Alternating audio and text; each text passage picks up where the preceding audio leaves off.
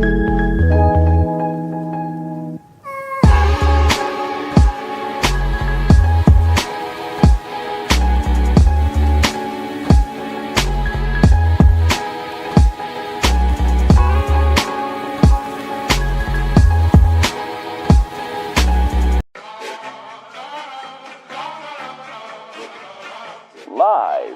from the Cajun capital of the world.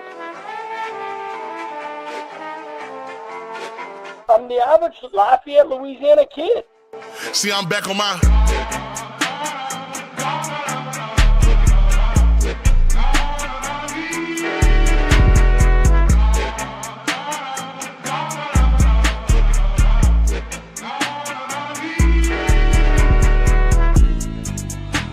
Hey, fellas. Hey, Brady Review said, congratulations. Say what's up, y'all. Yeah!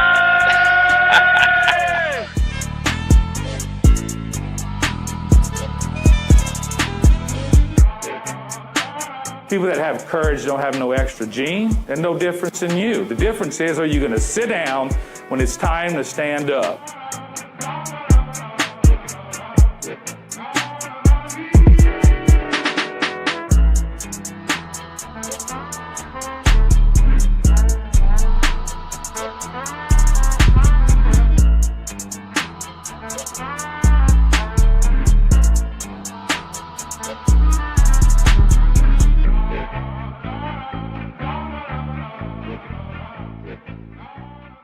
Talk today. We got a big show ahead of us, man. You know, when we drop a game like this, which is kind of makes you scratch your head, KG, a little bit. This one was tough to watch, and I'll open it up with you. The one thing I want to highlight is that the only positive passing yards we got this game was on the first play of the game, a 5-yard pass to Caden Jensen.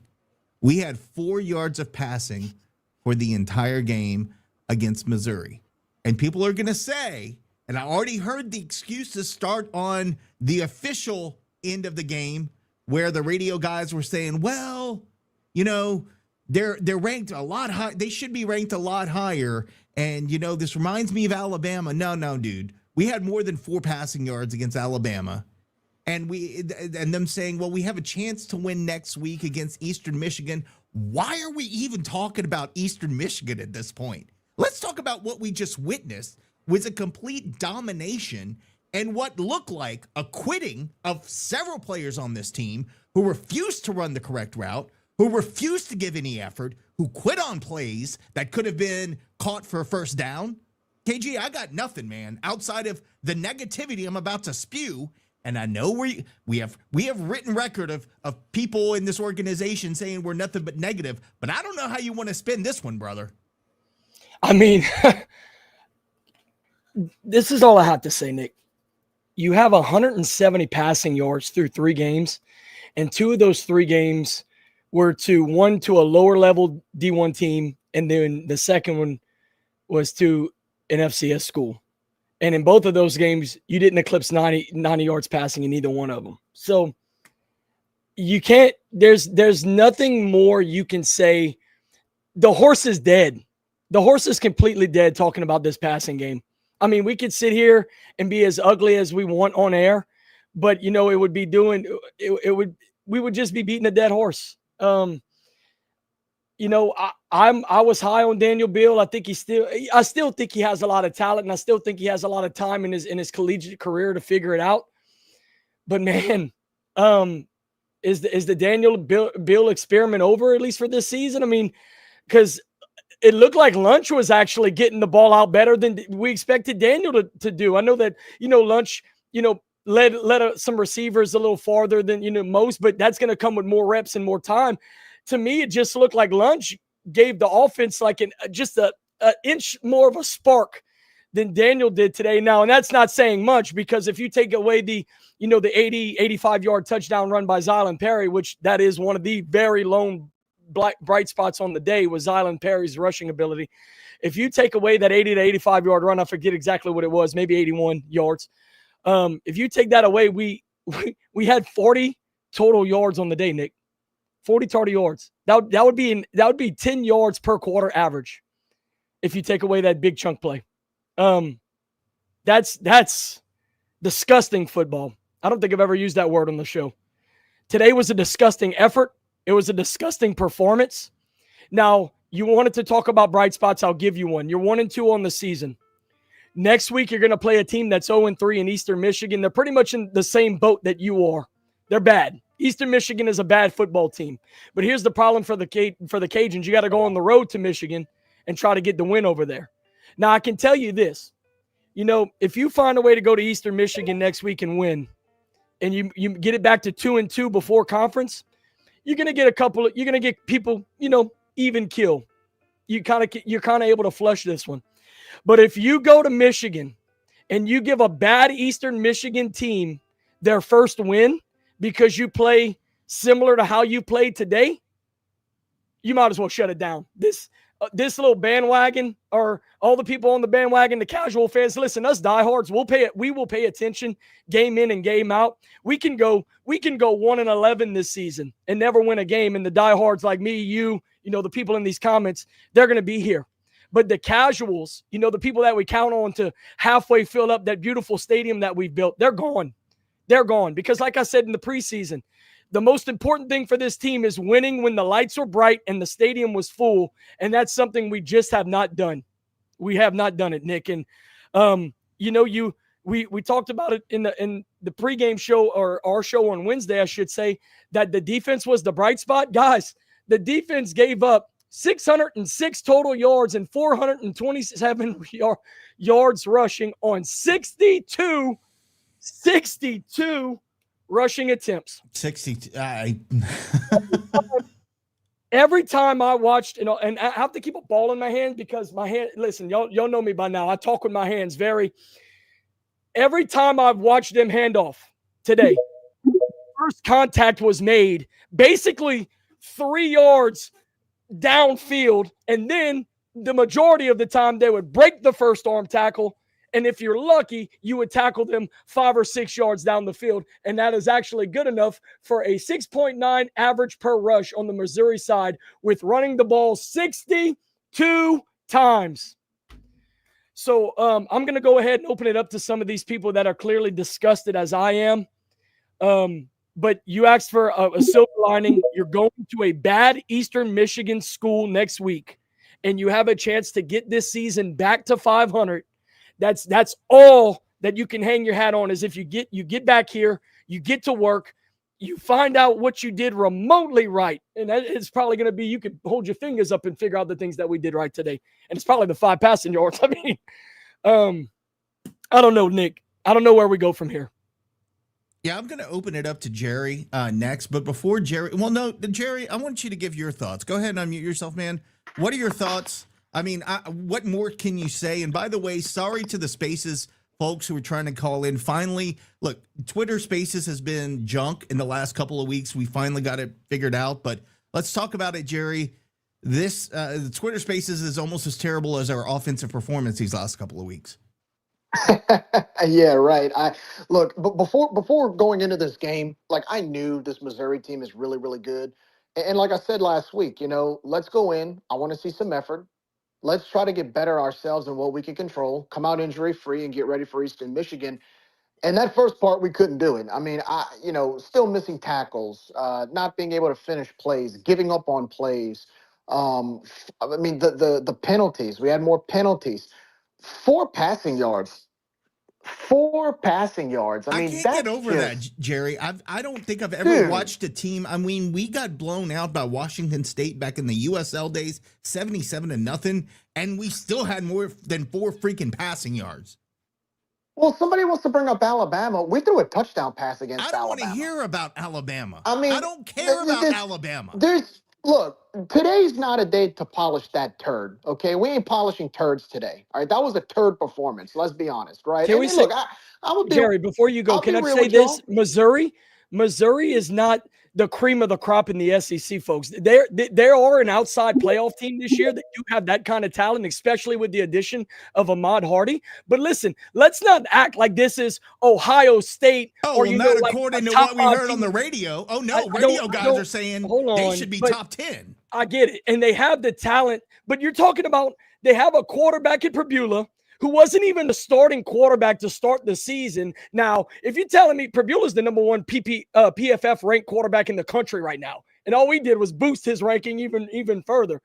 But I'm curious to know how good Horn was to beat out Prbula in the regular season for Missouri. Can you imagine that? Because Prbula looks like he looks the complete part. Now, he had some blunders on, some plays here and there, but that's what you expect from a guy who basically was a number 2 going into the season. He was never a true starter anywhere. Like I said on our show on Wednesday, he's a transfer from Penn State, but this dude looks every bit of the part. He's got arm talent for days. He can use his legs. But bottom line is what I was saying, Jerry, before you go back, is that Missouri, let's not act like Missouri is a top 5 team in the country. They are a good SEC team, but certainly you can muster more than 121 total yards against a Missouri team that was ranked to preseason to go 12th in the Sun Belt. Oh, excuse me, the SEC. Guys, Ahmad Hardy had 200 yards at half. He had 200 yards at half. We couldn't stop him. We couldn't move the football offensively. Outside of that 83-yard touchdown run by Zylan Perry, we had like 25 yards of total offense today. 4 yards passing. We couldn't tackle. We couldn't, our receiving core, Central Arkansas had more yards offensively than we did. Yeah, that's bad. Central Arkansas. Dude, that's bad. Giving up on routes, giving up on plays, not finishing plays. Again, look, I'll be honest with y'all. I didn't expect us to win this game. I knew going in that Missouri was probably going to beat us by double digits from what I've seen the first 2 games. We all kind of sensed it. But again, you could control what you could control. And another thing too, when you play a team like that, you have to play well at the line of scrimmage. Dude, our defensive front 7 got gashed from the opening kickoff to the end of the game. We even let the 3rd string running back march down the field on us in the 4th quarter. So, and then our offensive line was non-existent, and we're still running we're still calling plays that are just dink and doink against an SEC front 4. A few weeks ago, we're trying to throw the football and air it out against Rice and McNeese. And in the first 3 drives, we do the complete opposite against an SEC front 7 and couldn't do anything with it outside that 183-yard touchdown run. So there's a lot of internal reflection that this team needs for the next few weeks. I'm not going to sit here again. I'm not going to polish a turd today. That was not a good performance. I don't think I understand Missouri is this good SEC team. And look, they're a top 15, top 20 team. They're good. But again, I expected a better effort from us. Like Tony Robichaux always used to say, we can only control what we can control. It's about us. And from what I'm seeing, fundamentally, we've got a long way to go, guys. We got a long way to go. I'm like you, Nick. 4 yards of passing, dude. Do you know that through these first 3 games, we run a balanced attack? Our offense is a balanced attack. We're averaging 59 yards passing these first 3 games. And one of those teams was against an FCS opponent. All I'm going to say, guys, is we better figure it out. We better figure it out fast. We go to Eastern Michigan next week. Like you said, Cole, we got a chance to be 2-2. But God forbid, if we lose to Eastern Michigan next week, dude, We would be the ugliest 2-2 team on the face of planet Earth. But Nick, real quick, because I don't have the authorization to click and drag the comments over like you guys do. Somebody said here, at what point do we give Sam Altman a chance to be in this offense in some capacity? And I'm there. I'm at that point. If you got to get Altman on the field and see what he can do throwing the football, I'm down. Because as of right now, with Walker Howard going out, it's almost open tryouts at the quarterback position, because I got to have somebody on this roster that can complete more than 5 yards passing against anybody in the country. Even if you play Ohio State, I expect us to have more than 5 yards passing. This is a D1 college football team. We're not watching D3, SLCC. That's pathetic. Well, I just wanted effort. All I asked for today was effort. I didn't see it. Again, I saw players giving up on plays. I saw receivers giving stopping on routes. I saw missed tackles. I saw careless penalties again. That's That's unacceptable. Regardless of who you play, that is unacceptable. And people, and again, whoever brought up Alabama, let me tell you something. Even though that Alabama team played in the national championship that year, and that was a Saban coach team, but I'll tell you this, even in that Alabama game, we played to the final whistle. We played to the final whistle in that game. I didn't see us play to the final whistle I don't know today. that I we saw a played. team I that don't pretty know. much. Yeah, I was going to say, I don't know that we played to the end of the first quarter. I was going to say I saw this team pretty much cash it in around halftime. So look, there ain't no sunshine pumping from me today. There was no effort. I'm really concerned through these first 3 games of what I've seen so far. But they better figure it out fast, because let me tell you, you go in the conference. If you drop that game at Eastern Michigan next week and you're 1-3 going in the conference, man, help us, because Hey, Nick. I don't. Hey, It ain't gonna look. It's gonna go south pretty quickly. But I'm gonna give the line to others who want to speak. But that's my 2 cents for the day, fellas. Thanks, bud. Go ahead, Cole. I'm giving homework to Rage and Review Nation right here in the comments. Andy posted a great question. When is the last time that the Cajuns had 4 yards or less in a complete football game? Somebody find the answer to that right now. All of y'all in the comments, the first one to find it. Y'all go out and do your homework right now, because I'm genuinely curious. I don't think it's ever happened. There's no way. I don't know that that's ever happened. If Ever I'm being since the honest with forward you. pass has been, legalized in football, I don't know if it's ever happened. We do have a long line of folks to go to in the Twitter Spaces, so we're going to get to that in just a second. But there's one more point that I wanted to make, and I take notes during the game to bring to post game, and these are the things that I noted. One, we look completely unprepared from jump. Okay, from the whistle, we look completely unprepared. We put Lunch in to run those plays. Was my question? Those are the plays that we bring Lunch in for, to run that. We get a turnover at like the 25-yard line. Okay. So you got to go like 25 yards to score a touchdown, which what do? 3rd and 4, we run a draw. Dude, you're down by like 4 touchdowns already. Try something. Anything. Better than a freaking draw play up the middle, which we lost yardage on, and then we kick a field goal. 4 missed tackles on the long Hardy run early in the game. I lost count of how many missed tackles we had. We quit at that point. Like we were just going through motions at that point. Speaking of going through motions, I don't want to call players out by name. I think enough people have done that today. But I got to tell you, man, you got all these stars behind your name. You are a highly touted recruit out of high school. You went to Power 5 school and came here, and you're quitting. You're quitting on a play. You're half-assing it down the field. You're not giving any effort to block. And then when you finally get a ball your way, you're just jogging. Don't even attempt to make the catch. That is concerning to me. Somebody mentioned it. Are there locker room issues? I don't know. But let me tell you, your ass would have been on the bench at that point, because this is 3 games we have seen it from that same player. Not going to mention names, but people need to start being called out for this crap. Because we don't expect this at this point of how we have been in the CFP top 25 2 years in a row. And now we got guys quitting on plays, and you're supposedly one of the best players that we've had at the school in years, and you're quitting. SEC refs are terrible. Not going to go into that. Dude was pointing to a run. Like he's telling, I think it was Zylan back there, or Williams, telling him run with the ball, and they call that a signal to call it for a fair catch, whatever. And of course, you're not going to call back-to-back pass interference. Anyway, I'm going to get off the refs. We got our ass kicked by the 2nd and 3rd string of Missouri, boys. Like, it's worse than just getting your ass kicked by Missouri. Then you got your ass kicked by their backups. And the one thing, and the 2 things, and I'll get to you, Cole, but the 2 things that concerned me most was listening to Dez's comments at the end of the game when Dawson asked him on the field, why was our passing game out of sync? Do you know what his answer was, Cole? I don't know. The head coach of this football team, when asked 4 yards of passing, why was the passing game out of sync? I don't know. We're a quarter through the season. We have 179 yards of passing through 3 games, and you don't know. And he's also saying that next week's game against Eastern Michigan is a must-win.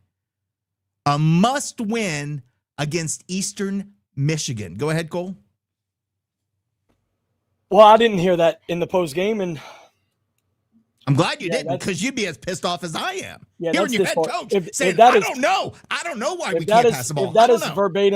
verbatim the words that has come out of his mouth, I don't want to harp on it. I should, but I won't, because I feel like we've just been kicking this team, and that's not who we want to be. You know how exhausting it is to sit here and be so negative about the school and the team that you love, because they're so underperforming at every level. But no, what I was flagging you down for earlier, Nick, and somebody finally gave the answer. It said last time we had 4 yards or less passing was the monsoon game versus ULM in 2016. We went 2 for 5 passing with 0 yards. That was the answer. Unbelievable. But I mean, that's kind of an asterisk, because it was a torrential downpour. Today was beautiful. I say beautiful, it was hot, but today was beautiful, clear conditions on a turf field. So hey, let's go.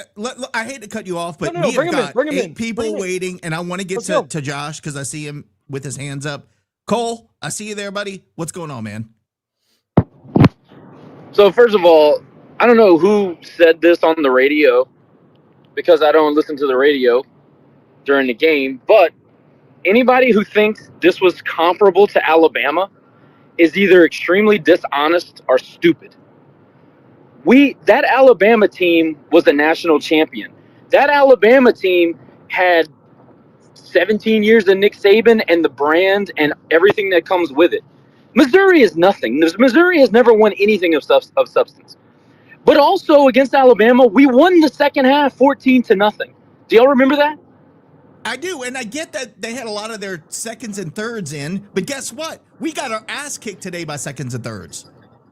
Well, Missouri had in a freshman quarterback and a bunch of threes, and not only did they make it look, not only did they score, they made it look easy. They walked right down the field, 5-6 yards to carry.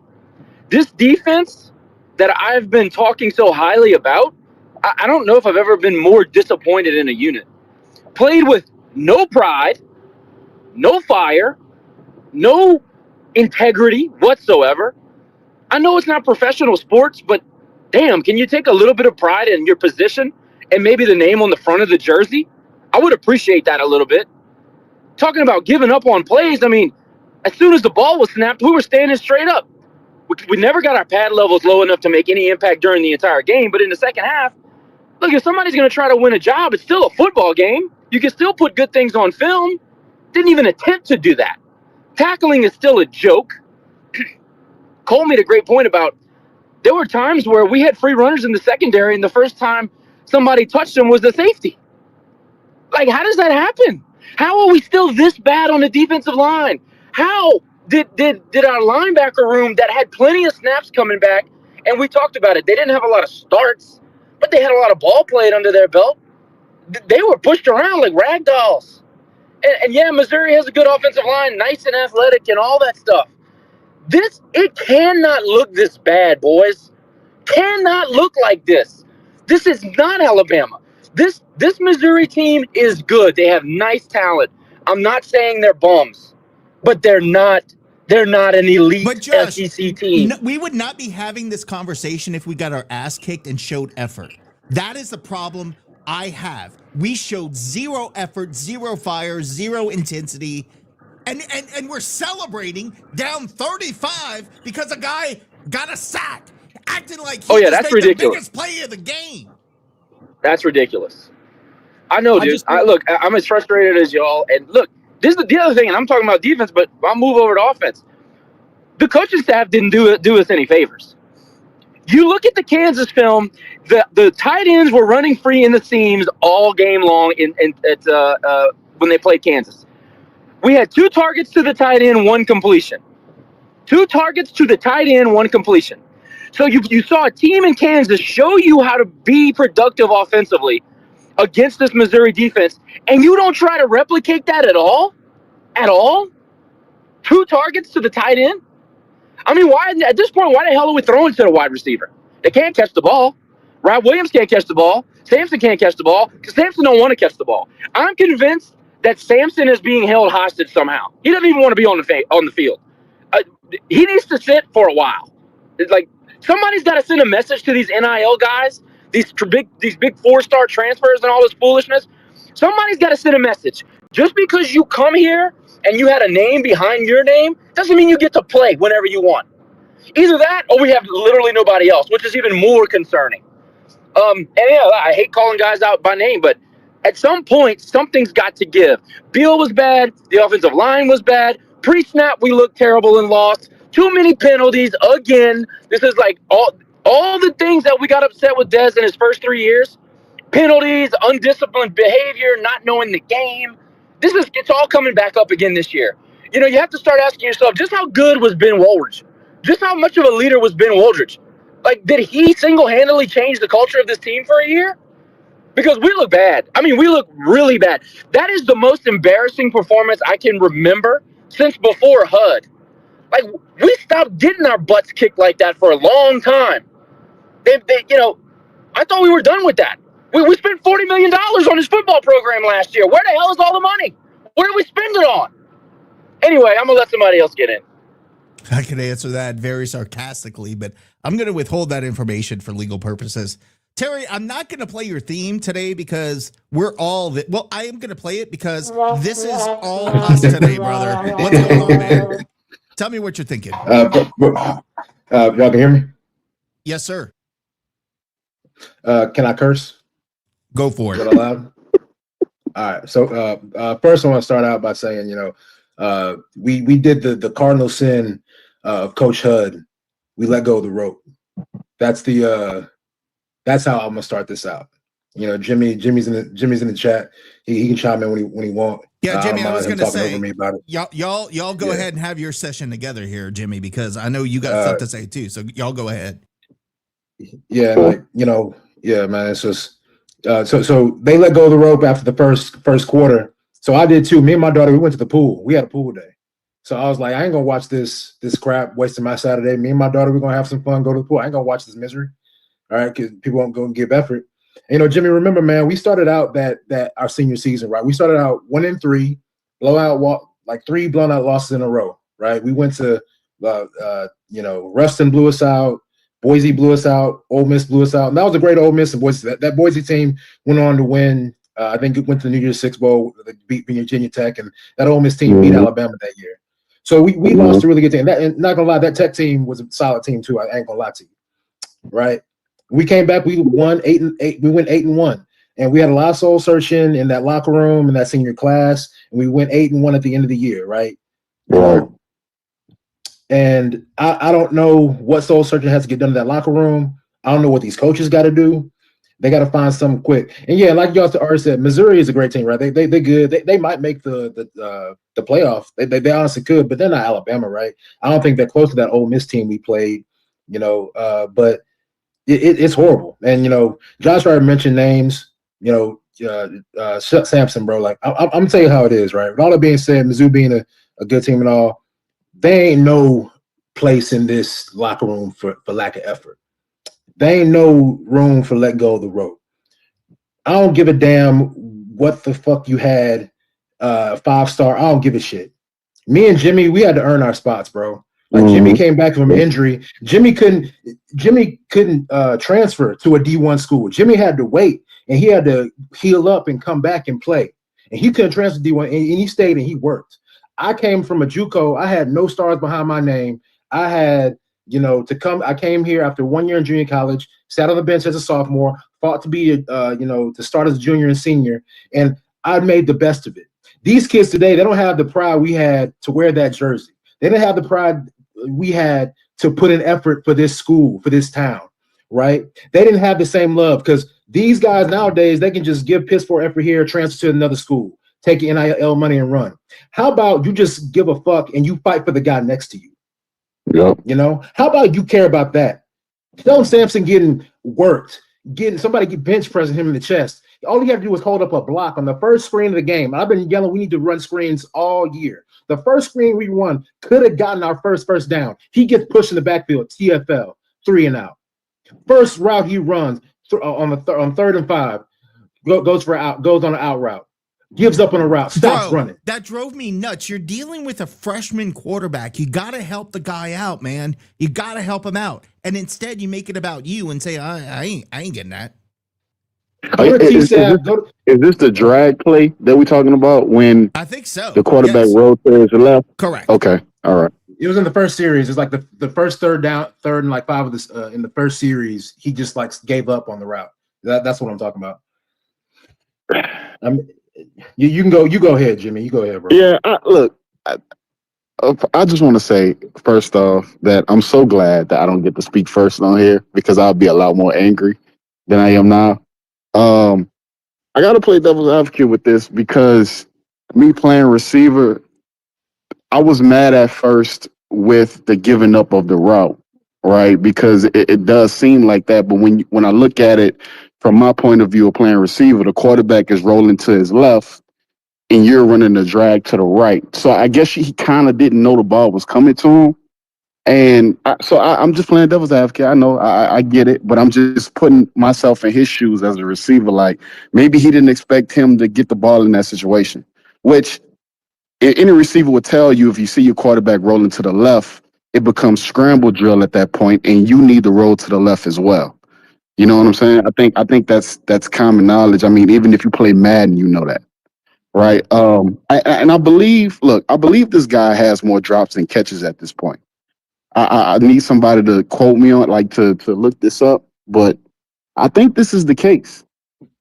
Look, me and Terry was texting all last week about the receiver play, and I'm like, Terry, I kid you not, I don't think I've ever seen a worse performance from D1 collegiate level receivers ever in my history of watching college football. Like it's that bad. It's that bad, and I'm not exaggerating. Like it's that bad. Can't get open, not catching the ball. Then when we drop the ball, we pretend like we hurt because we embarrassed. You know what I'm saying? Like I don't know what's going on. And you know, I used to think football was rocket science. You know what I mean? But when you really get down to the gritty of it, it's really very simple.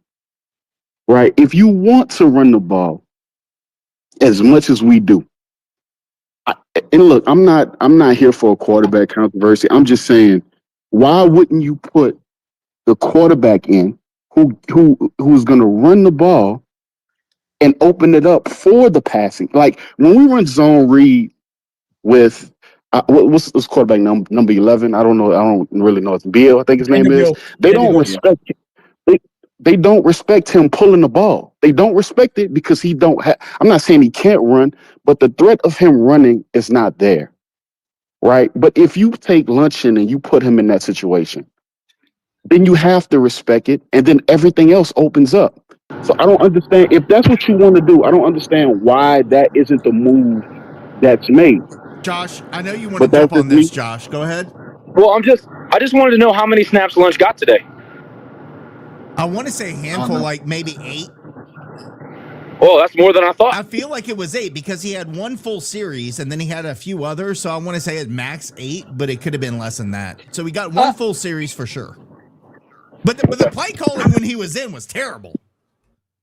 Play calling when he's not in is terrible. Well, the scheme is terrible. It's just like Jimmy just said. Hey, if you can't figure out that Daniel Beal is not a threat on the field to this defense, then what are you doing coaching football at the D1 level? You are not good at your job if you can't figure out that they're not scheming to stop Daniel Beal running a freaking football. Exactly.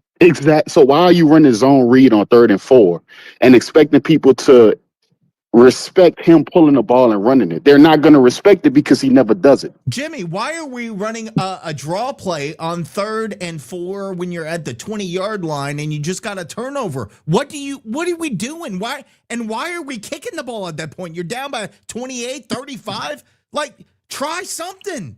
We gave up. I got one better. We gave up at the first I got one better for quarter. you. Right before the half, I know we're down, right? You're. I think it was 2nd and 14 after a penalty. 2nd and 14. The play call is it's 2nd and 14, and it's an obvious passing down. What do? They roll him out. So you eliminate half the field, and they get a receiver on a flat route for 4 freaking yards.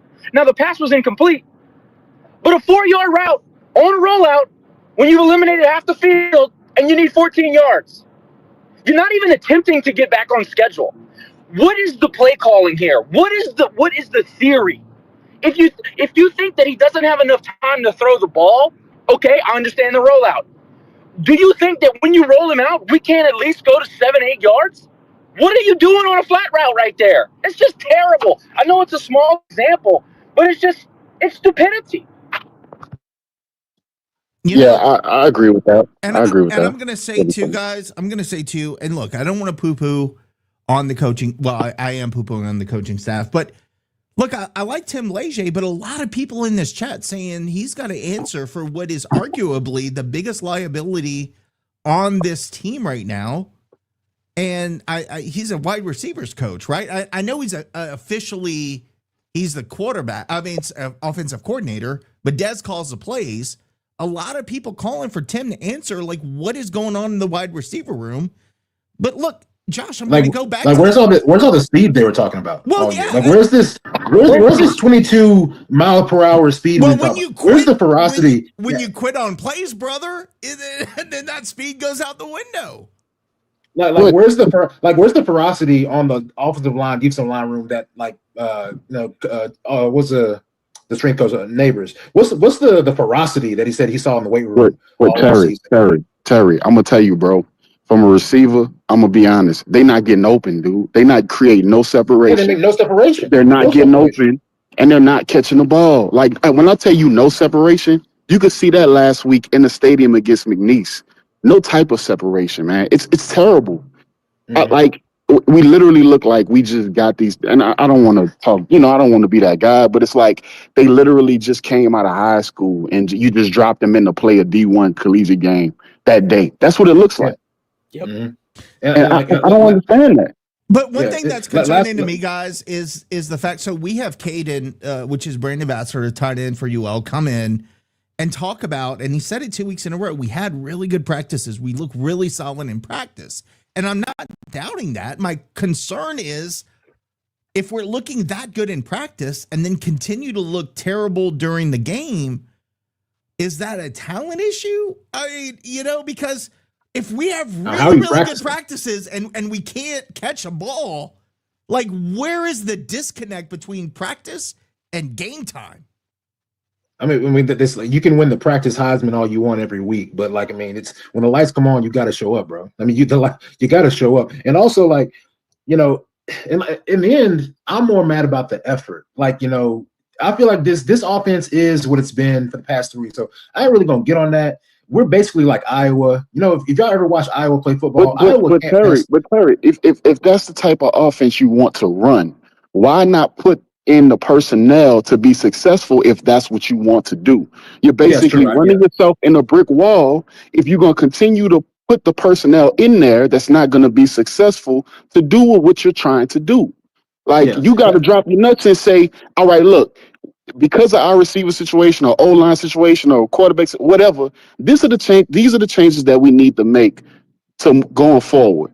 You got to drop your nuts and do that, bro. I hear that, but come on, man. Look, that's enough is enough. I'm gonna just say, speaking of dropping nuts, the one bright spot out of all of this is we don't have to look at Cole's butthole that he threatened to show us all if we beat Missouri.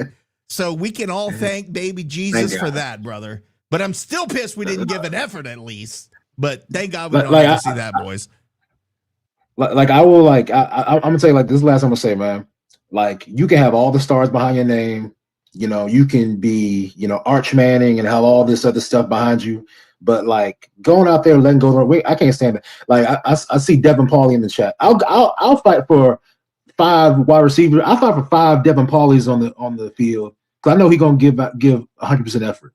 I'll put 11 Jake St. Andres on the field. He's gonna give 100%. They're gonna give 100% effort on the defensive side of the ball. Give me 11 Devin Pauly's, 11 Jake St. Andres. We gonna at least put forth a competitive game. Josh, but you got all this stuff behind you. I ain't gonna vibe with that, bro. Josh, I see you there. What you got to say about this? I'm just gonna agree with Terry. Freaking Pauly would be the X on this offense, and just because he's just tougher than all the rest, I would Yeah. take Devin Pauly fighting that entire wide receiver room, and I'd take Pauly. My money would be on Pauly. Those dudes were tough, and he was one of the toughest of all of them. We don't have a single tough wide receiver on this football team. Not one. Facts. And like, and I know Cripper gonna give me crap, so I'm gonna say this. Bruh, No, I'm not a member of the Crippa's RCAF. always giving you crap. He's always giving you crap. I'm not a member of the That's fine. RCAF, but I'm not a member of RCAF, right? But I do every at least twice a year I give to the RCAF, right? On my own schedule, and I give to the NIL fund, right? I'm not giving no NIL funds for people going out and give a bullshit effort. Y'all can miss that. I would like my money back. So if that's the effort you're gonna give me week in, week out, I want my money back, son. I want my money back. Well, I'll tell you. How about you say? Well, how about you say? All right. Well, if you're not giving this effort, how about you make a statement and say, "Well, you won't play anymore." How about you do that? Thank you. Well, I don't know if to say that. I will say, if you watch Rage and Review, the folks we signed as brand ambassadors through NIL, we do it for a reason, because they're effort guys. So we appreciate Caden and think he should have gotten some. I mean, maybe we have a little favoritism on our side, but he should have gotten some more catches today. I mean, obviously he had the most receptions and the most yards on the team. It's not today. favoritism. This is one of the few times where it's not favoritism, bro. It's honesty. If you look at the Kansas film, the tight end destroyed the middle of that defense. And look, Brock Chappell's another one, 6'6". You tell me we can't throw him a jump ball for freaking God's sake? I mean, they didn't even try. Like, we didn't even do one-on-ones. We don't even have guys out there winning a one-on-one. Damn the whole team winning a play. We can't win one-on-ones. No, you tell me Brock Chappell can't line up and be a mismatch on a freaking linebacker or a safety? No. Give me a freaking break. We run a draw play on 3rd and 4 when we're at our own 20. We're at the 20 trying to score a touchdown after a turnover. That I don't get. Boys, I appreciate your time, Terry and James. Because we've given them everything they need to compete. And that's why it's so disappointing. Hey, what's going on, guys? It's Elliot again. I changed my username. Sorry about that. It's fine, man. We go with Elliot, Colorado, whatever you want. I think Elliot's cool if that's cool with you. That's what I'd prefer. I forget everything, so we'll go with Colorado, but Elliot's cool. Sweet, thanks.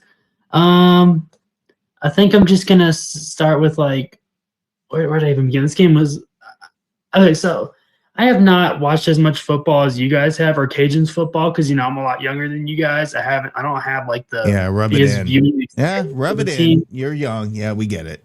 I don't mean to call you guys old. I'm just saying you guys have been watching Cajuns football longer than I have.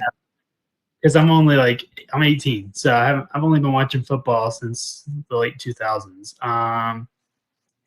But I can confidently say this might actually be the worst Cajuns team I've ever seen. And I get we're playing an SEC school, but here's the thing. It's Missouri, not the best SEC school, probably one of the worst. And we've played teams like Kentucky and Florida, which are much bigger, I'd argue, than Missouri. At least Florida is. And we lost to them by 7 points. And I know that was 10 years and beyond. That was a long time ago, but I mean, that was during the Hudspeth era, and that 2015 season, we only won 4 games. And so to see a team that only won 4 games have a valiant effort against Kentucky just proves to me that this team could do it too if they really had the what's the word? It's just a potential. They're playing really bad, and it's really concerning. Hopefully we'll see some things turn around, but at the rate things are going, we would be lucky to win 4 games like we did in 2015. I agree with you, Elliot. And here's my question to you. So it's very refreshing to hear that this is the worst game you've ever seen us play, because obviously you're young.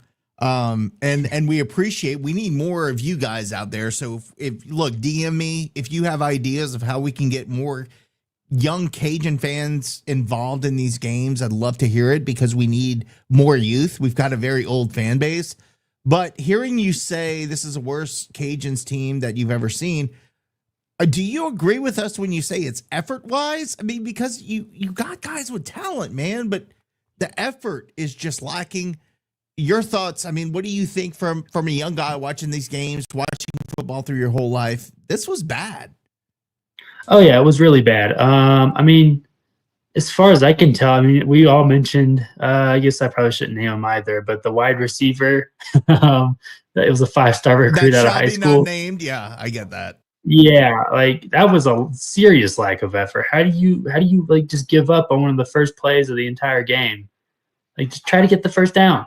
So I'm not 100% sure. There could be things going on between coaches and players and all that. I don't really know. Those are kind of things you just don't know about until maybe after the season ends.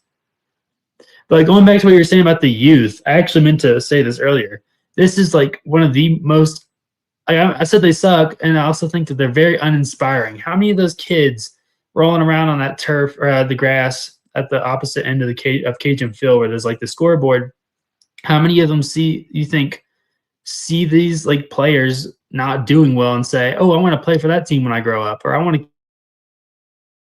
They're great. Not very many kids are going to say that if we're losing 52-10 to Missouri and like losing to Rice and almost losing to McNeese. So I think that's where we should start: is win games, do what you're supposed to do as a Division I FBS school, and then we can figure things out from there on out about like marketing and like things like that. I agree. That's just but yeah. Yeah, I agree, Elliot. Hey, DM me after this. We got to move on to the next person. I appreciate you chiming in. Mute yourself if you want to comment after, but we appreciate you for chiming in, and I do want to talk to you about your thoughts on how we can get young people involved. So thanks for chiming in. Sure thing. Thanks, guys. Hey, Will, he teed one up for me. Just one more caller, and then I'm going to get to you. Abdul, I see you there, buddy. What's going on, man? How are you? Good. How are y'all doing? Not so great, buddy, but neither are you probably at this point. Yeah, no, it's been a rough day today, and this game just only made it worse. I want to first say I'm impressed with Colorado, or I forgot what his name was, but yeah, we just need more young guys to support this team and to help get support for this team. And I like the point that he mentioned about these kids rolling around on the grass hill, and they don't want to see these losses. They want to see wins. They want to one day play for this team. But I'm coming in. My question is, at what point do we start saying what we have now, and I'm speaking in terms of coaching staff, is not sufficient enough in today's NIL or college football world? What scenario, at what point do we get to that question? So I will educate you on something, and I know you're in the podcasting world and do a great job with your podcast. I will tell you it is very frowned upon for us to even mention any hint of whether or not a head coach is doing a good job at their role at the university. I will tell you, in the world of NIL, there's no time. Like, you don't get 4 years to like fix a program anymore. In the world of NIL, right, you're paying players more than some coaches are getting paid. So my answer to you is, if you look at the scope of things and the lack of effort, if that continues throughout the season, then I think that is a conversation. But I will tell you, 6-6 is a Ragin' Cajuns team that has been in the CFP top 25, and that has been set as our expectation, is unacceptable. And that's just my opinion. Right. Yeah. And I've always been a supporter of Coach Des. I don't think, we should cut the, ties with him or anything like that. I like him. I think, it's great to have a coach locally here. But, just going back to today's game and the poor performance, I don't know what else to say about Shelton Sampson, who's coming in as a receiver from LSU. We know this is a guy who we expect to come in and make some big plays. We haven't seen anything from him. In this passing game has just looked really bad. So I know some people don't want to hear this, but the trip to the Sun Belt Conference Championship starts against Marshall. And this is probably where everybody's heads is turning right now, given what happened this week and what happened against Rice. But we're still 0-0 in the Sun Belt. I have hope, as I always do, despite the poor offensive performance or passing performance and today's poor defensive performance. So that's all I have to say. I wasn't too happy about what I saw today. I have optimism, but I also have questions. And I know I want to kind of keep this appropriate for the podcast and not any worse than it should be. So I'm just going to leave it at here. Appreciate y'all. Appreciate it. Thanks for chiming in. Of course, mute yourself, but feel free to chime in later if you would like as well. All right, well, let's turn it over to you, buddy. I know you were going to be out somewhere. Let me unmute you real quick. I know you were going to be out somewhere, but now you're in, so we can have more of an intimate conversation about what you saw today. And one of the things I do want to ask you. So first, give me your take on the game before I get into asking you questions. Okay, that was a lot all at once. First off, shout out to Phil the mayor. What's up, Phil Martin? Good to see you. So this is the way I saw the game. I got things rolling on ESPN Plus, had the game going. I went in, I made some rice, I warmed up some gumbo. I was, getting everything ready. I came, sat down. If the rice was ready, I was about to eat. We're down 21-0. I was like, oh gosh. So definitely didn't like that a lot. But I heard everybody's passion and their anger and thinking that, the players quit or they gave up on plays and things like that. And maybe some of the players did in some situations, but a lot of what I saw was them just getting tossed around. They were just getting beat up. And another thing, the offensive line is down 2 of their starters going into this game. And one of the guys that rotates in and out, John Bragg, quit football altogether. So they had holes all through that offensive line. They couldn't get anything open. They couldn't make anything happen for Bill or Zylan had that play where he broke him and went 80 yards for the touchdown, thankfully. But what did you guys expect? Them to win? I mean, yes, obviously every game we want them to win, but they did their best. You know what I'm saying? It was a tough situation. I wanted them to compete, Will, and it didn't seem guys giving up on routes doesn't give me a warm and fuzzy. Beal went 1 for 8 for 5 yards. We had 4 yards of passing, bro. Winfield 1 for 6 for -1. Exactly. when I was watching Lunch throw, he's got to throw the ball so you can believe that he may throw the ball. So when he runs, you catch him. Obviously, you understand how the Wildcat works. I get it. But some of the throws that he was making, there was a design where he would fake the run, pull back, and try to hit the halfback in the flat, but it was covered. And instead of just pulling the ball down and running like he should have, he wants to throw the ball, which I kind of get. And then it just couldn't get anything rolling with that. And Beal, even during practices, when I would see him throw during game time type of situations, we're not allowed to film that. We're allowed to film them just running their passing tree and stuff like that. So when I saw them scrimmage, I would see a lot of overthrows and a lot of missed passes and things like that. But what can you expect for a red shirt quarterback going up against an SEC team? And then losing Walker Howard going into the season, I mean, it's just, I feel so bad for Dez. And, people, I don't think they're calling for his head, which I respect. But he is so good for the university. He is a player's coach as well. He's good for the situation that's here. I get wanting to win every single game and being ultra competitive, but for what they put out, I don't think it was that bad. It could have been worse. KADN's Will Heron chiming in that I completely disagree with everything he just said. And Jerry, I hear you. I see you're chiming in. I know you want to say something. Go right ahead. It's okay. First of all, no, you're good, Will. What's going on, Will? Thanks for joining. What's up, brother? Thanks for joining Regional Review today. I just have to disagree respectfully, man. Like I said earlier, I didn't expect us to win. But when you're giving up on running routes and you're calling draw plays on 3rd and 15 and you're not trying to spread the field out, the last 2 weeks we were told that this was an offense that is vanilla. I haven't seen it. I haven't seen it. I mean, I haven't seen the offense open up. It better open up soon. So just wanted to give my 2 cents. Heck yeah, and I do hear you there. They do look better, but they just could not get those holes open. And then on the defensive side of the game, the holes are wide open. You could drive trucks through those things. I mean, that Ahmad was just flying down the field. No one was going to stop him. Hardy was unbelievable. Well, Dude is 250 great. yards, 3 touchdowns. His backup, 113 yards. The backup got 113 yards. I mean, rough. And you guys are talking about some of these drop passes and things. I saw a lot of that as well during practices. So I totally get what you're saying in that department. It's just, I know they're trying because we've asked Coach about what is the deal with the drop catches. And he said, how do you teach them to catch? They should be able to kind of catch, but then they do break down with them, and they have worked on it, and it is being pressed in practice. So it is something they're aware of, but it just doesn't seem to be coming together. And I was saying earlier in the chat, Kid and Jensen came in during one of our media meetings and stuff like that for the interviews. Dude was still in pads because he was catching balls with the jug machine after practice. So everybody should be doing that. I get it, but it's not from a lack of effort, even though some plays you did see, it didn't look like they were giving it 100%. And I will ask Coach about that, and he will yell at me. So be ready for that Monday. Well, that's my concern, Will, is that he's asked. So the head coach of this university, Josh, mute yourself real quick because I hear background. I'll get you in a second.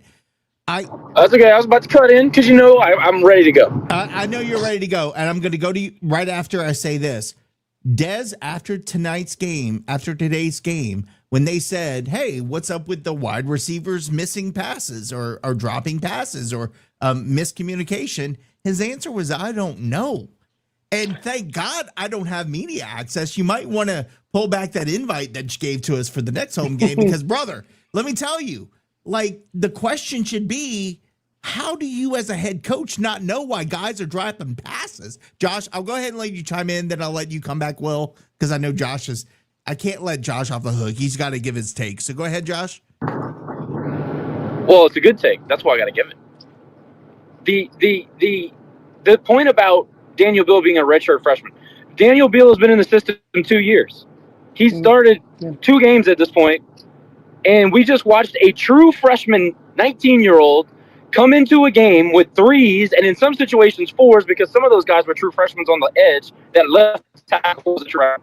Walk down the field with almost no resistance whatsoever while we still had our starters in the game, in a game that was already won. And I think in one passing play, they had more yards than we had in the entire game. So the freshman from Missouri looked more seasoned than the true freshman that had 2 off seasons in our system in a much less complex offense, might I add. So that's one. As far as the effort goes, I watched our defensive line quit after the first quarter. The line would stand up after they were getting mauled and totally abused by an offensive line from Missouri. They were just standing there. They were standing straight up on run plays after the guy would just, whether it was Ahmad or whatever the other guy's name was, after they would just walk by with not even touching him, couldn't get a hand on him. They did. Look, I like Jordan Lawson a whole lot. He's a great pass rusher, awful in run defense. Awful. Kreider needs to start now because Edwards is not getting the job done in run stop. What do you think about Tyree Skipper? There was lack of effort, Will. What do you think about Tyree Skipper? Tyree Skipper. Tyree Skipper might be the best player we have on defense right now. I love Skip. He's an NFL safety. And yes, he did miss a tackle or 2 today, and he did it against Rice. But overall, he's the best defensive player we have. Yeah. What do you think about? He might be the best player we have. Period. You all see that the guy getting carted off the field, Elam, who had got that what we thought was going to be a return touchdown. Elam, that was taken off the board. Yeah, that was rough. I went back and watched it a couple times. Our Jack linebacker. Yeah. Yeah, I did not go back and watch it because I didn't want to vomit up my lunch. But did we have any updates on your end on how he's doing? I've heard nothing. The only thing I heard was from the announcers that he went to a level 1 or level 2 trauma center within the city itself. So he's at a hospital getting checked out, but I haven't heard anything yet. And I don't think they posted anything. We haven't gotten an email regarding stuff and stats and everything else. Well, I just got to say, I don't know if you knew you were coming to the Lions Den today, but that's okay. Here you are, brother. Here you are. I say it with love. It's all with love. Yeah. It's just all about the game, is all. Totally agree. Can I ask a question? Go ahead, Terry. Can I have a question? Yeah. I ask you, bro. So if you don't think effort is a problem, is this team as talented as we thought they were going to be? That's a good question. And like everyone's talking about the speed with the receivers and such. Like I bid on that too, man. 22 miles per hour, and they are fast. But every practice I've gone to, I see a lot of drops, and you know that they count the drops every time a ball hits the ground. They count that. So it's a problem that they've had. I don't see it getting better after 3 games, and knowing about it throughout the offseason. Yeah. But even then, it's like not even like the wide receivers. It like talent. Like, are we talented on the? Is this one of the best, most talented offensive line we've had? Defensive line, like linebackers, like all over. Like, because I've been told that we were told, and I didn't believe in the hype going into the season. I'll be the first one to tell you that. But I at least thought we were going to beat Rice. Yeah, I at least thought we that were was going to a be shock. competitive against Missouri. Like, Losing Howard like I mean, that. I just don't. Yeah, and yeah, maybe we're just snake bit, and Dez can't catch a break, which that's not Dez's fault. The fact that he's had 4 years straight losing a quarterback, but a starting quarterback. Team even? Yeah, like is this team even the most talented team we've had? Would you put this team as one of the best teams we've had, even the top past 15 years of UL football since HUD's been here? I mean, because I didn't watch UL football when Bustle was here, but I've been getting texts from people, and James, you can speak to this. I got a text from old teammate Nick Barnfield. He's like, bro, this is like Bustle bad. And he played under Bustle.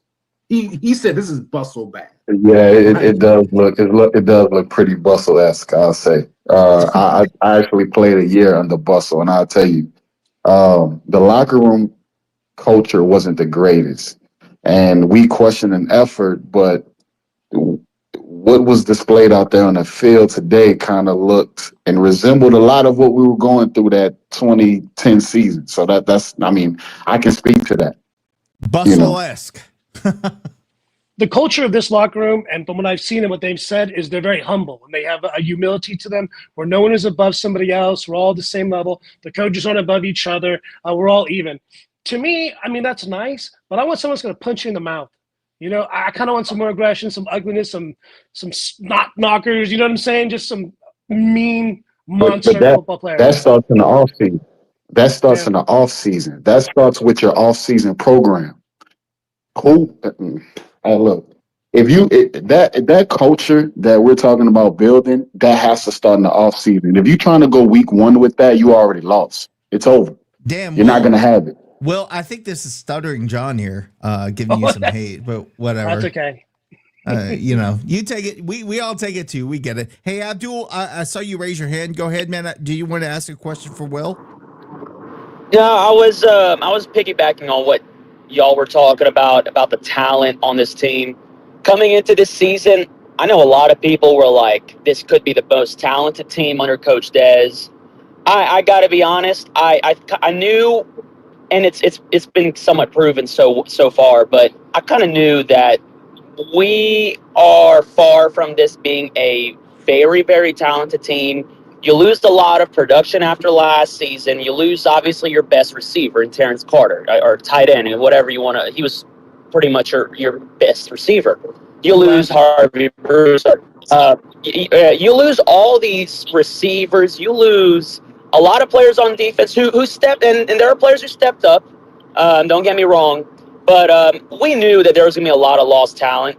And coming into the season, Terry, you know this as well. I was pretty much on your back pocket with this the entire time during the preseason, that everybody was like, this team could go 11-1, 12-0. I was the one who was like, I wouldn't be surprised if we go 8-4, 9-3, because you're taking a step back in terms of the talent. Now, of course, there are guys that have to step up. It's college football. You're going to lose talent every single year. But, of course, the amount of talent that we lost last year, it just kind of made me question everybody's predictions on having an arguably best season in a long time. So I'm not surprised with where we're at right now. It's actually kind of worse than what I thought, but I wouldn't necessarily say that I'm entirely shocked that the production hasn't been there so far this season. And like I said, like last week, it's like, and I know Nick, I know that you predicted us to go 11-1. I mean, I know Josh predicted to go 12-0. It's like you don't lose at a mid-major G5 school. You don't lose 4 out of your 5 best pass catchers, 3 on the offensive line, your quarterback, a tight end, and like over half your stars on defense, and expect to pick up where there's going to be drop off. I just didn't expect to lose to Rice and to have a lack of effort. That's horrible. Like that's inexcusable. You can't find that in a ESPN matrices of why UL is doing bad. Of like no, that's just in you. You gotta have. There's no dog in this team. Put some dogs. Jake St. Andre, Tyree Skipper, those Bill Davis, all up here. Those are the dogs on this team. Ain't no other dogs on this team other than them. Bill Dozer. So But look, Terry, along those same lines, like I get it. Saying 11-1 and Josh 12-0, we're being optimistic. We're being fans, and I will never. Yeah, look, I guys, do. Yeah, I know. people can shit on me all day long to say, "Oh, well, that you're an idiot thinking that you would win all these games." But the point is, I will never apologize. Never did I say that. Never did I say that, Nick. Yeah, but I'll Hold on, never. Nick. Hold on, Nick. Here's the deal. Here's the deal. You got Walker Howard in here that had so much hype around him because he was a 4-star quarterback. So people actually thought we were upgrading at the position. Ben Woolridge, carried the water of the team last year. And as the season goes on this year, you realize just how great of a player he was in this program. But no, people thought because Walker Howard, came from LSU, he came from Ole Miss. He was a 4-star with STM and he grew up in Lafayette. People were excited and they actually thought we were upgrading at the quarterback position. So when people were projecting 12-0, 11-1, I myself projected 9-3. I thought that was a very reasonable projection at the time. And if Walker was still healthy right now, who knows the kind of offensive production we would have. The problem is he's not an option for us anymore. So where do you pick up the pieces and move forward? I'm just saying bottom line is that people were basing those projections off of having a quarterback that had a ton of potential, but then he goes down in week 1, possibly for the season. And, now you're left to pick up the pieces and you hope you just win enough games to qualify for a bowl. By the way, this is Bam Williams on the side of me, boys and girls. Thank you. Section A is Bam Williams. I was asking you to give him some love, man. And Cole, thank you for saying that. It's like, yeah, I was in your camp 9-3, 8-4, but no matter how great your quarterback is, I don't care what anybody says, and I'm being biased. You lose 3 starters on the offensive line. You don't have cohesion at that position early in the season. It's going to be a struggle, and that's why we struggle to beat Rice. Well, one of the reasons. There's multiple reasons. Obviously, why we struggle to beat Rice. But I don't care if Arch Manning is back there. Like y'all said, you lose 3 stars on the offensive line. Thank God Jax Harrington decided to come back. Who knows how bad worse it would have looked. I get that. One quit football. But Terry, you're promised one thing, and the delivery of what you get is something completely different. That's my problem. Like we're told, and Will, you may have been told something completely different. And I want to go back to something Josh said earlier, but we get to that in a second. Your promise was this result, and you get this result. And you're like, where's the disconnect? Because we're told we're the fastest, most talented, most stars, most talented players that we've had in a while. And then we get guys putting on plays, bro. That sounds like Texas A&M every year. That sounds like that's exactly what that sounds like. Texas A&M brings all these stars, and then they beat me. I don't care about stars. I care about effort. I care about people who give a shit about being a raging Cajun, and they want to go out there and give 100%.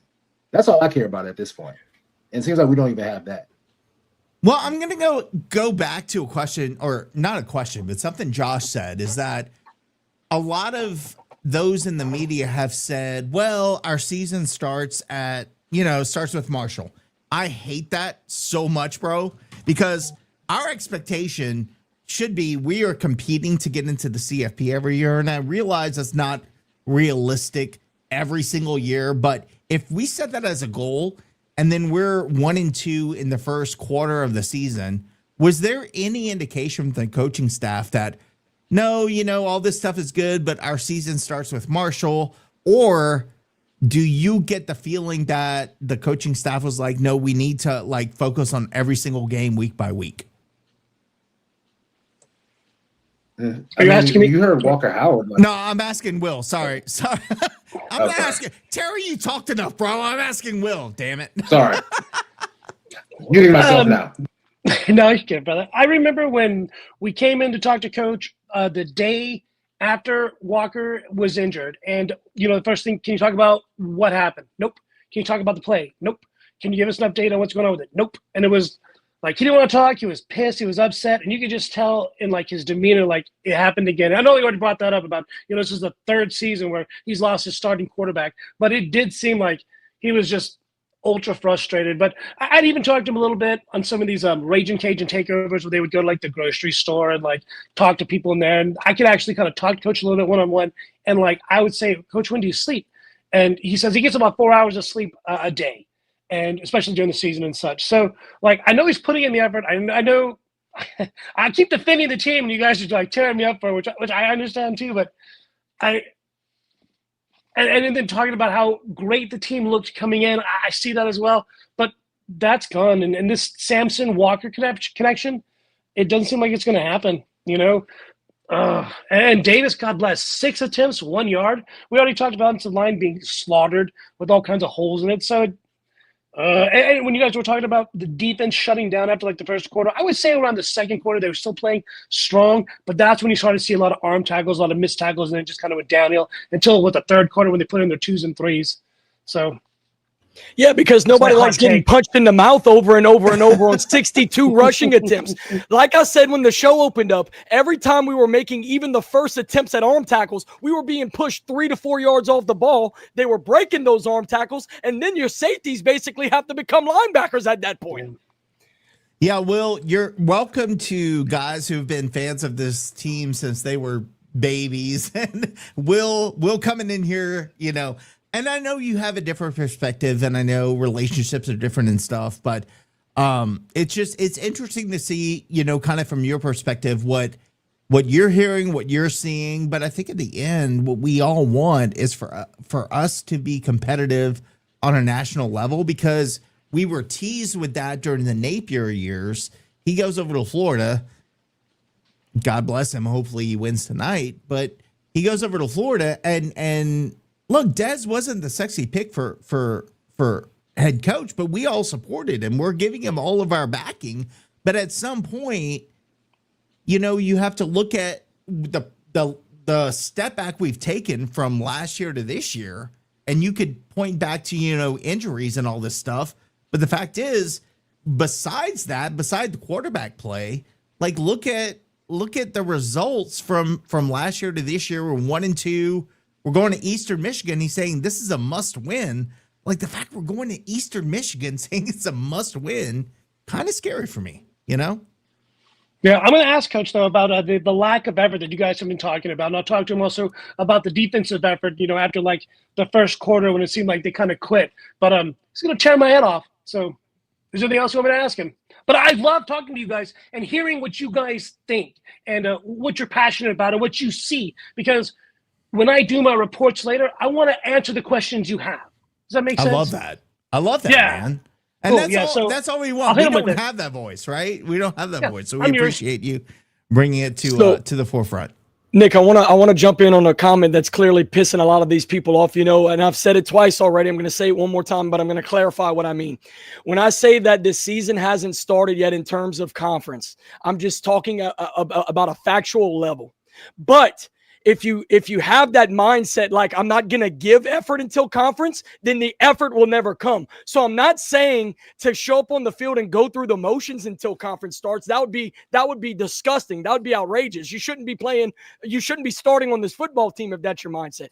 I'm just saying from the goals you want to achieve on a yearly basis. Let's say we find a way to win at Eastern Michigan, you go 2-2, and then you do have a very strong Sun Belt showing, and we accomplish what we want to accomplish in the Sun Belt, and we're fighting for a championship game.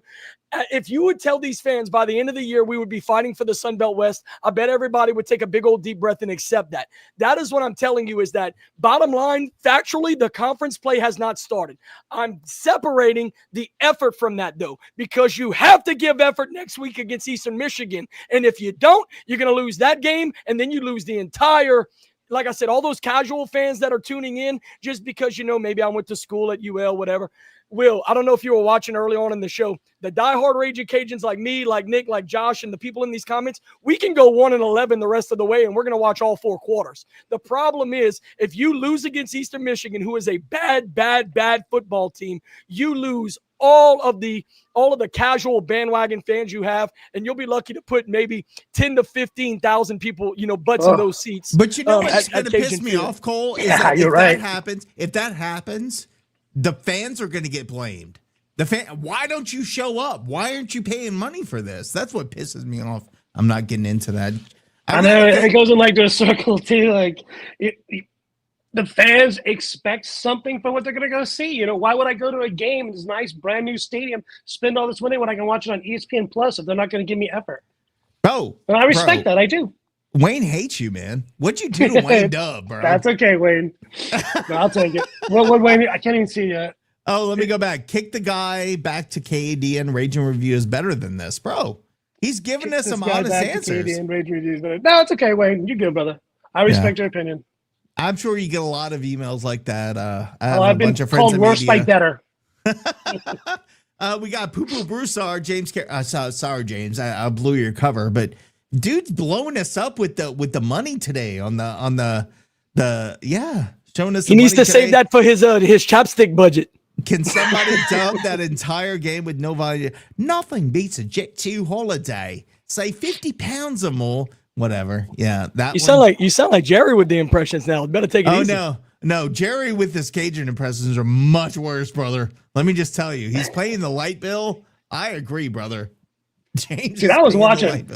They were in love with Probola, man, left and right. The kid was out of the game for like a quarter, and they're still talking about how much they love him, how great he was. I thought they were going to try to date him or something. Like, dude, God bless. Those SEC over again. Oh, Probola, shut up. They're gonna win the Natty, according to the guys who are on the call today, and I appreciate that. I get that I get that it's going to be an SEC call, but holy shit, man, those guys were like over the top, like you said, wanting to date the guy, and then Hardy, and I gotta give some love to Kevin Coleman, also their receiver. I know they only threw the ball about 20 times in that game, but every time they went to the air, it felt like Kevin Coleman had the ball in his hands. That dude is going to be a problem in the SEC. And I don't want to. Is he related to Keon by chance? You don't know? I don't know. I could have asked Mike that question, but I didn't ask him. But I will say it is. Look, I don't want to take anything away from Missouri. They were really good SEC team. They were picked 12th. They're going to finish higher than 12th in the SEC. I can tell you that if they continue to play at the level that they're playing. But it is not about the fact that Missouri was so dominating in their win. It's more about us and the fact that our effort was so terrible and the things that we saw. And Will, you may see it a little differently. Like I said, you have a little bit of different insight and angle into it. But I got to tell you, man, from a fan perspective, seeing the effort, the lack of effort as we think was not great. And yes, I agree, Brock. Our Bryce, Rocky is exhausting. Rocky, he's something, man. And Nick, so can I say that real fast? Go ahead. Yeah. Good. So I just gotta say, man, like we play Eastern Michigan. I want fans to get this in their heads. I don't know if the coach is gonna say the same thing to the players. Eastern Michigan, I know they 0-3, lost to an FCS team. Coach Creighton is a capital B ball coach. He is a HUD-like ball coach. He is energetic. They literally walk out and like they bring like sledgehammers and they have like a wall of like cinder blocks and they literally like beat it down and they call their Max Crosby Field. That's the parking lot. And they don't care if one person at the game or 100,000 people at the game. They want to beat our asses, bar none. Eastern Michigan, that coaching staff, they've beaten I think like 5 Big Ten teams. And then Coach Creighton's been there for 10 years. They hung tough with Texas State a couple weeks ago. Yeah. And like, if you don't think that this Eastern Michigan team, after losing to an FCS team, is going to give a good effort, they will embarrass you. Like, Max Crosby Field will be a freaking, like, carnival for them if we go out there and we show what Missouri. So go around, play around with Eastern Michigan if you want to, and get pissed for it, see what happens. Because talent, because effort beats talent every freaking time. At any level of football you play, high school to the NFL, if you take plays off, effort will beat talent every single time. And I feel like that's exactly what you're trying to get at. And by the way, they have Noah Kadiga at linebacker, and I bought some of his merch and will be wearing some Noah Kadiga merch next week. So, boys, get ready for that. That is not a racist thing to say, by the way. His name. Not at all. It's a hard case. Amen. Boys, let's take a quick timeout. I do have to thank the sponsors. Let's roll this. We'll come back. We'll wrap it up. I appreciate y'all from hanging out, but we gotta thank our sponsors. So let's do this real quick. We'd like to thank the following partners who make Rage and Review possible. Our title sponsor, the Best Stop Family Market, with locations in Katy and Baytown, Texas, Toledo Bend, Karen Crow, and of course the official location opened in 1986 in Scott. Visit the best stop and ask about the Rage and Review tailgate platters. Gulf Coast Bank, title sponsor of the Tailgate Show every Saturday 3 hours before kickoff. Planet Radio 106.7, Lafayette Roofing, The Yard Goat, Yes Please Branding and Marketing, Old Time Grocery, Stride Safety Solutions, Eat Lafayette brought to you by Lafayette Travel, Rage and Hydration, and Dr. Brett Venable at Recovery Chiromed. And we'd also like to thank our Patreon sponsors listed here. For only $2 a month, you too could have early access to uncut interviews before they air here on our shows. You also get an exclusive Patreon icon next to your name on Cajun Threads, the official message form for Rage and Review. If you are interested in joining as a Patreon, visit us at patreon.com/rageandreview. Thanks to all of our corporate and Patreon sponsors for making this show possible. Yes, thanks to the sponsors and Patrons as well. Well, we had to get that out the way, but brother, wasn't this fun? It was. Thank you for having me. We threw a lot at you, brother. And by the way, okay, let's talk about this. Could you get into some weird shit on Twitter? How the hell do you know Stuttering John? But like, what is that story? Like, how are you breaking news on that? Tell me about it. Dude, so there's a whole section of YouTube called the Dabbleverse, the Hackverse. Basically, Stuttering John Melendez was on the, God damn it, the CERN show. He was like the intern guy, and he was there with them for a whole long time. And he got out, and he started doing podcasting. And so a different podcasting group called Who Are These Podcasts started making fun of John Melendez's podcast because it's terrible. He's a bum.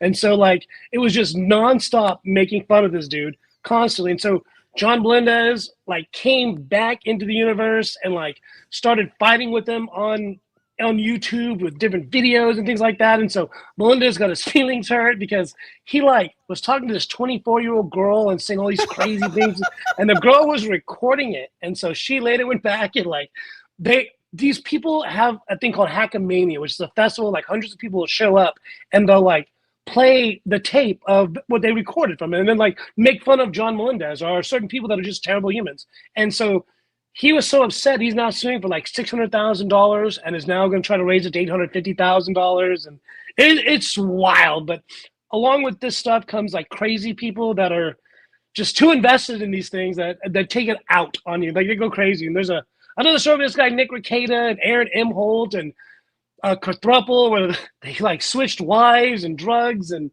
like, it's a great story, but it's hard to tell people that don't know anything about it. But You're when you gonna read have the story, to write like, oh my God. Yeah, you'll have to write a book about this one day. Oh, dude. I'm like, how does Will know Stuttering John from Howard Stern and breaking news? And this is interesting, man. That's good stuff. It's my off sports thing that I like to do, that where I kind of clear my head and enjoy and, you know, play around. But I'm going to bounce out. Thank you very much for having me on. I appreciate you, Will. Thanks Appreciate as you always. We appreciate you coming on. Cole, any final words? I think we've all had enough with today, if we're being honest. I actually do have a couple of them, and they're not even football related. So Phil Morton said a second ago, he said, the mayor is in the comments, bring the peanut butter whiskey. Well, here it is. But on a more serious note, Bam Williams is on the side of me, a longtime Raging Cajun supporter. I'm sure a lot of you know Bam, but he informed me today that Big Lynn Williams, former equipment manager, it is would be his birthday today. So in honor of that, I will go ahead and take a shot for Big Lynn, as we all should. He loved the Cajuns more than, I would say 99% of the people here. So with that being said, I'm going to go ahead and put You can't do this without me. Let's go, buddy. Let's do it. Take a shot for Big Lynn. R.I.P. Lenny, bro. Love that man. R.I.P. man. One of the best people to ever be associated with UL athletics, period. The whole Williams family has such a deep passion for the Cajuns. And that's why me and Bam, Bam has known me since I was in diapers, quite literally. The Williams family, they're Cajuns through and through. And Big Lynn was the leader of that pact in that regard. And that man loved him some Cajuns. He loved the players. I know he treated them like sons, like brothers. So I would be remiss if I did not wish Big Lynn a happy heavenly birthday. There was absolutely nothing Lynn did not know how to get his hands on. I will tell you that. If you needed anything from a paperclip to like a new car, Lynn knew the guy, man. And but no, here's if you came to Lynn for anything, he would embarrass you. Like, why are you asking for this? Oh, he'd piss like, you he off was first. Oh, 100%. Like, Because I will tell you, one of my first games I worked at UL, I had to go downstairs and be the red hat. And that particular game, I wore a white shirt with a UL on it. And so I had to be the red hat. So they said, oh, you have to have red on. So I went down to Lynn and I'm like, hey, dude, you have anything red for me to wear? And he's like, why the fuck are you not in red? And I'm like, because I'm wearing white. But he gave it to me, but he made me feel terrible asking him for it. You know what, Nick? I go to that man. Oh, go ahead. I'm sorry. No, man, like you go to that man, you ask him like, hey, Lenny, man, like I need a second mouthpiece. Where your first mouthpiece at? And it was like, I don't know, man. It's like, well, I can't give you, bro. You got like unlimited mouthpieces, bro. Give it to you. Give me the damn mouthpiece. Yeah, he just want to give you shit. No, and I was piggybacking on that. So me and Bam were talking off the air just now, with the mic muted. And I said, Bam, what would Big Lynn think about the effort that he saw today or this year in general? And he said, you know what, Cole? He would tell those players where to fucking go. And I was like, because that's the kind of guy he is. He doesn't stand for this kind of shit, especially what we saw on the field today. So, but I'm glad we got to talk about him in kind of a remembrance of his heavenly birthday. Oh, and Blackjack. I mean, Blackjack goes way back. BJ, he has a freaking statue at the stadium, but BJ Blackjack was another epic icon of UL athletics before a lot of people today know, but man, Big Lynn, he was the guy. Talking about Big Lynn makes me feel better. Now I'm not mad anymore, man. I unfortunately I sold the car that I had the Lynn sticker on. And I drove it around HEB and met one of his family members because she was like, hey, Lynn? I'm like, yeah. And so in Houston, Texas, I met one of his family members because of the sticker on my back, the back of my car. But love me some Big Lynn, and like David here chiming in, he was one of a kind and unique. You know what, Nick? Funny you say that. Bam, after Big Lynn passed, Bam, the family actually decided to give Bam Big Lynn's old black Ford. So wow.